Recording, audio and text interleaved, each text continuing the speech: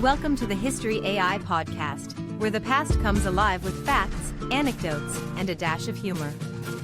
Here are your hosts, Chuck and Marco. Welcome to the History AI podcast. I'm Chuck. And I'm Marco. Today, we're delving into one of the pivotal battles of World War I, the Battle of Jerusalem. That's right, Marco. A battle that not only reshaped the Middle East but also had a profound impact on the course of the war. Before we dive in, a quick reminder to our listeners, don't forget to rate, follow, and share our podcast. Your support means a lot to us. Let's journey back in time, to the early 20th century. The year is 1917, and the world is in the throes of an unprecedented global conflict, World War I. This war, known then as the Great War, wasn't just a European affair. Its flames had spread far and wide, drawing in empires and nations from every corner of the globe. Europe was ravaged by trench warfare, a grim and grueling stalemate. But beyond the Western Front, in the Middle East, a different kind of battle was unfolding. Absolutely, Chuck.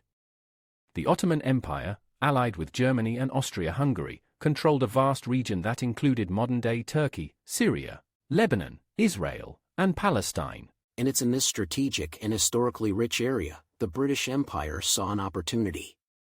Their aim was to secure the Suez Canal, a crucial waterway, and to weaken the Central Powers by cutting off one of their key allies. It was more than just a military objective, Chuck. The Middle East was a region of immense cultural and religious significance. Controlling Jerusalem, a city sacred to Jews, Christians, and Muslims, was a potent symbol. The stakes were high. The British were already engaged in a broader campaign against the Ottomans, with battles raging across the Sinai Peninsula and Palestine. But Jerusalem, with its deep historical roots and strategic location, was the jewel in the crown. Capturing it would not only be a tactical victory but also a huge morale booster for the Allies. And let's not forget the geopolitical chess game. The Sykes-Picot Agreement, a secret treaty between Britain and France, had already carved out spheres of influence in the post-war Middle East. The outcome of the Jerusalem campaign would play a crucial role in shaping this new order. In this backdrop of global conflict, ancient rivalries, and imperial ambitions, the stage was set for one of World War I's most significant battles, the Battle of Jerusalem. A battle that would forever alter the course of history in the Middle East and beyond. The planning of the Battle of Jerusalem was a complex operation, deeply intertwined with the overall British strategy in the Middle East. At the helm was General Edmund Allenby, a seasoned commander with a reputation for meticulous planning and bold action. Appointed to command the Egyptian Expeditionary Force, Allenby was tasked with a formidable mission: to break the stalemate in the Sinai and Palestine campaign and capture Jerusalem. Allenby's approach was a blend of traditional military tactics and modern warfare innovation. He understood the importance of mobility and surprise in the desert terrain. Right, Chuck. To achieve this, he reorganized his forces. The infantry, cavalry, and mounted units were all positioned for rapid movement. Allenby also integrated new technologies, like aircraft for reconnaissance and bombing raids, which were relatively new to warfare at that time. And let's not forget the composition of Allenby's forces. This was a truly international coalition. British troops, along with Australian and New Zealand Army Corps, Anzac soldiers, Indian cavalry brigades, and the Yeomanry Mounted Division, formed the backbone of his army. Each of these groups brought their unique strengths. The Anzac and Indian cavalry were crucial for fast-paced desert operations, while the British infantry provided the necessary firepower and discipline for sustained engagements. The preparation also involved logistical marvels. Building a network of railroads and water pipelines to support the troops through the harsh desert conditions was a mammoth task, but essential for the success of the operation. On the other side, the Ottoman forces, although outnumbered and outgunned, were determined defenders. They were led by experienced commanders like the German General Erich von Falkenhayn and Ottoman commanders like Cemal Pasha and Fevzi Çakmak. The Ottomans, understanding the significance of Jerusalem, fortified their positions, setting up defensive lines that stretched from the coast to the Jordan Valley. They were prepared to make the Allies fight for every inch of ground. It was a classic showdown, Chuck. On one side, Allenby's well-equipped and diverse force, primed for a modern, mobile warfare. On the other, the Ottomans, resolute in their defense, relying on their knowledge of the terrain and their fortifications. With everything in place, the stage was set for a campaign that would not only capture a city but also mark a turning point in the history of the Middle East. The timeline of the Battle of Jerusalem is a testament to careful planning and evolving military tactics in World War I. Let's break it down. It began in earnest in late October 1917, with the British offensive aimed at breaking through the Ottoman lines near Gaza and Beersheba. This offensive marked a shift from the previous failed attempts at Gaza. Allenby, using a combination of deception and surprise, focused his main attack on Beersheba, located to the east. The capture of Beersheba on October 31st was crucial. It provided the British forces with a strategic advantage, allowing them to outflank the Gaza defenses. Following this success, Allenby turned his attention to Gaza, which fell on November 7th. The fall of Gaza opened the path to Jerusalem. But the journey to Jerusalem was not a straightforward march. The Ottoman forces had established strong defensive positions along the way, especially at key locations like the Judean hills. The British tactics had to evolve in response.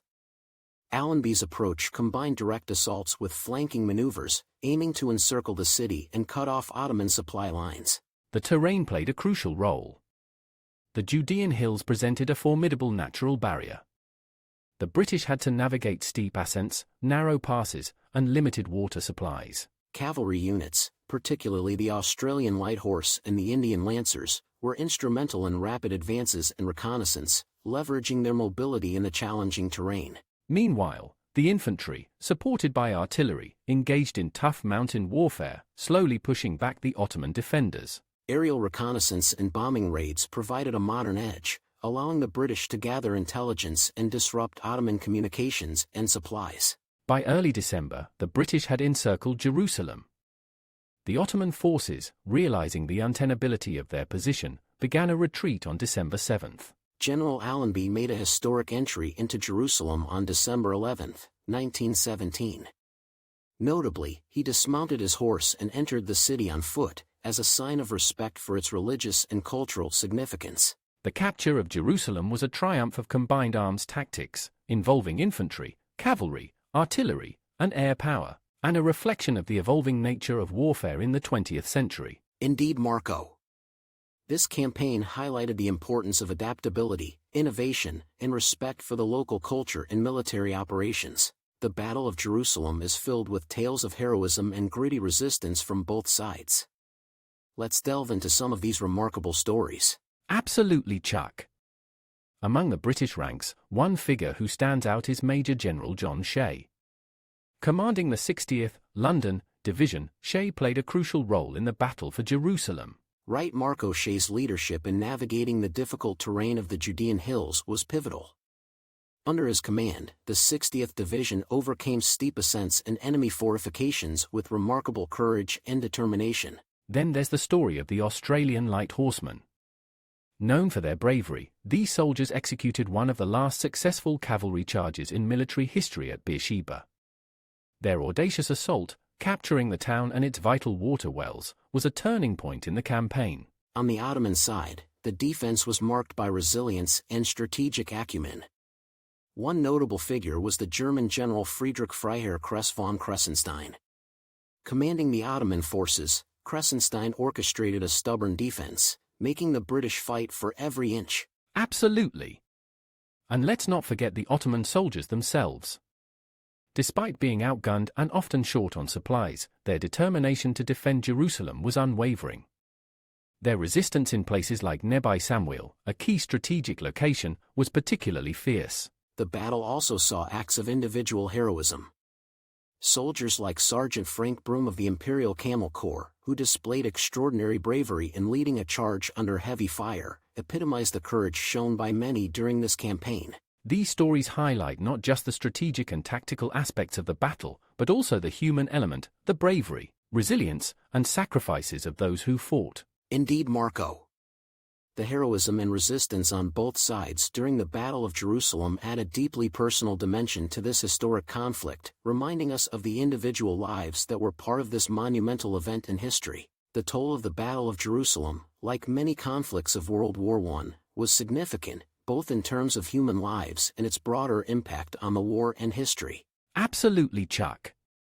The exact numbers are hard to pin down, but it's estimated that the British and their allies suffered around 18,000 casualties in the campaign leading up to and including the Battle of Jerusalem. The Ottoman forces endured even heavier losses. It's believed they suffered approximately 25,000 casualties, a combination of killed, wounded, and captured soldiers. Beyond the numbers, the human cost was immense.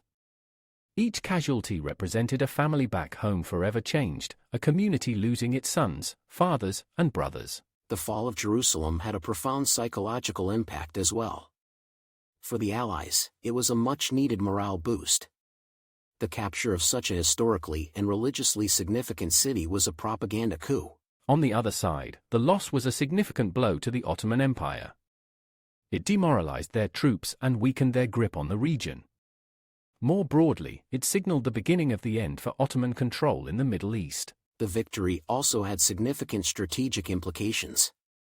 It opened the door for further British advances in Palestine and ultimately helped shape the post-war Middle East.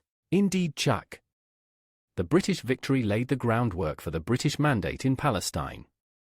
This, in turn, had long-lasting effects on the geopolitical landscape of the region, influencing the Arab-Israeli conflict that continues to this day. The Battle of Jerusalem also demonstrated the evolving nature of warfare. The successful use of combined arms tactics, aerial reconnaissance, and modern logistics were lessons that would influence military strategies for years to come.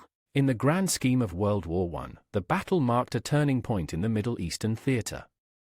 It shifted the balance in favor of the Allies and was a step towards the eventual defeat of the Central Powers. So, while the capture of Jerusalem was a celebrated victory for the Allies, its ramifications were complex and far-reaching, influencing the course of history well beyond the end of the Great War. You know, Marco, they say history is written by the victors. But in the case of Jerusalem, every side had its own story. True, Chuck. And speaking of stories, remember listeners, we're always eager to hear from you.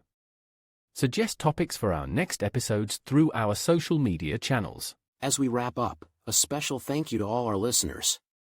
Your support keeps history alive. Don't forget to rate, follow, and share the History AI podcast. Until next time, keep exploring the past.